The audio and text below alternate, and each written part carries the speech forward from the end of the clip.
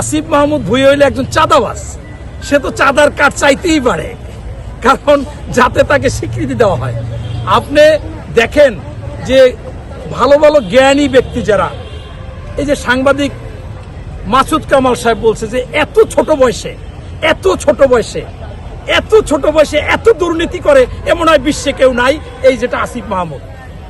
এখন আপনারা তো সবচেয়ে শওকত আপনার হাদি, ওসমান হাদি, যে ওসমান হাদি যে নিহত হলো, তাকে তো আমরা আইডল মনে করি। অনেকে জামাত তো তাকে পারলে মাথায় সবসময় রেখে দেখায় যে আমরা এই আদর্শে বিশ্বাসী, অথচ সেই ওসমান হাদি বারবার বলছে যে ৭১-এর চেতনা ধ্বংস করেছে ওই সবকিছু আওয়ামী লীগ, আর এই জুলাই চেতনা বিক্রি করতেছে জামাত এবং এনসিপি নামক এরা ধ্বংস করে দিচ্ছে। আর কখনো কোনো মানুষকে ডাকলে কোনো আন্দোলন সংগ্রাম ন্যায়ের পথে আসবে না।